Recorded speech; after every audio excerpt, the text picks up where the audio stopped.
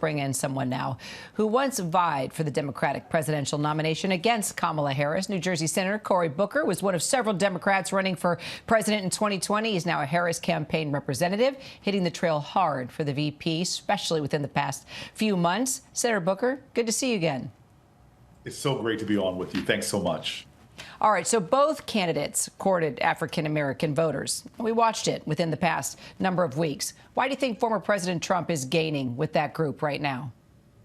Well, African-Americans are the most loyal voting bloc that Democrats have.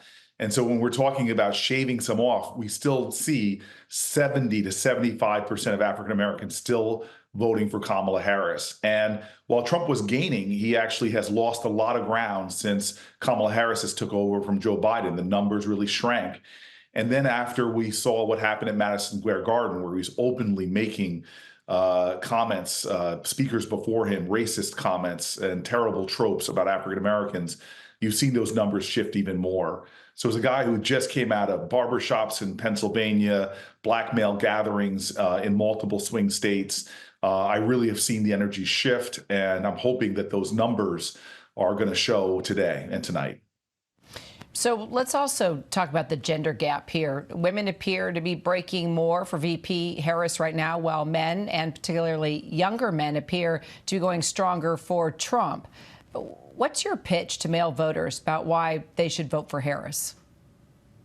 Well, first of all, if you love women and want them to have reproductive rights, if you want them to have control over their own body, bodily autonomy, if you want to end the nightmare that we have in our country of a lack of access to prenatal care, where you see women like we just saw with the horrific incident in Texas where a woman visits 3 emergency rooms during a miscarriage and having the most tragic result because she couldn't get the health care she deserved. This is a time that all of us should be voting with empathy. You may not be living in the shadows. You may not have a disease that demands health care. You may not need prescription drugs that are affordable. You may not need reproductive care, but we can think about people that do. And so I know that we are a nation of empathy and compassion and love, and I know we're all tired of hateful rhetoric and divisive politics. This is a time to vote for the future and not for us to go back and double down on what was. So you just wrote this op-ed for The Hill, slamming RFK Jr. over the potential health and food policies he could help enact if Trump does win. You called it part of Trump's latest con. Why are you so concerned about this? I mean, besides the fact that RFK Jr. promotes junk science, crazy conspiracy theories, et cetera, and wants to be the health czar, your thoughts? Well, listen, I didn't take any issue with him specifically. I took issue with Donald Trump. Because if someone has shown you who they are, believe them. When Donald Trump was in office, he attacked nutrition standards for our country. He attacked nutrition programs for low-income people. He made it harder for people to access healthy food. He made it easier for companies that wanted to put chemicals into our foods. He made it easier as we were trying to ban some of these chemicals we're spraying on our crops that are banned in other countries. He made it easier to do that. This is a guy that was the enemy of getting chemicals and toxicity out of our food. He was the enemy of us getting really more access to healthy, fresh, nutritious foods for American families. So please don't give me this suddenly that you had a road to Damascus moment. You're somebody who has let big chemical companies pour that stuff onto our food, who's let big food have their way with junk, putting junk, and have fought efforts to help struggling families better access healthy food. So I just don't believe this things that they're reading. And I want people to understand, if you have Donald Trump again as your president, the big corporations, the big chemical companies, the big polluters are going to have control of our food system again. Now, regardless of the race for the White House, it's a tough electoral map for Senate Democrats, and your party is widely predicted to lose control of the chamber tonight. Do you buy into the conventional wisdom here? I don't. I'm a prisoner of hope. And when you have these independent candidates that really belie party label, the best people working across the aisle, John Tester, Sherrod Brown, you have extraordinary people like Jackie Rosen and Bob Casey. They actually literally have the best records for bipartisanship and bringing people together.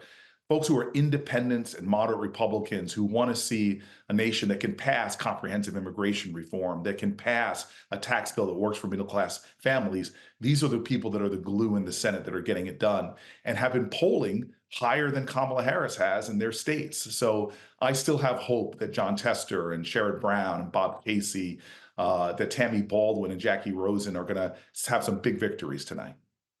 Senator, one more question, if you don't mind. You're about to become New Jersey's senior senator. Your state is set to elect Bob Menendez's replacement tonight. It'll either be Democrat Andy Kim or Republican Curtis Bishop. Break down the race for us in the Garden State. Your thoughts? Well, first of all, just God bless Jersey. You have two real gentlemen that are running, people I've known for years and years and years. This is what politics should be about, choosing between two really good folks who are really trying to serve their country and serve in a good way. So God bless Bashir for the race he's run and the kind of commitment he's given, especially in Southern Jersey. I have a lot of respect for him. Andy Kim is going to be a history maker. He'll be America's first ever Korean American in the Senate, but that's not why he's running. He's running because he spent his life really dedicated to making a difference. And in the Senate, having a senator that's going to vote for judges that won't repeal reproductive rights, that really believes in New Jersey, one of the states, top states in America, for sending tax dollars to Washington. He's going to join me, I hope, in continuing the record we've been setting for bringing dollars back to New Jersey to invest in our infrastructure, to invest in our schools, to invest in public safety. I know Andy Kim. I've known him because before anybody in New Jersey voted for him, I was on his panel interviewing him for a Rhodes Scholarship, and I voted for him then, seeing his potential as a young person. And this is an exciting day for our state. And New Jersey, this diverse state, continues to do it. We're the only state in America that continues to send diverse senators, an African-American, obviously, and now our nation's first Korean-American. It's just an extraordinary thing. New Jersey's are sending people to Washington that are bringing home the bacon, and I say that as a vegan. New Jersey Senator Cory Booker, thanks so much. Appreciate you. Thank you very much. Appreciate you.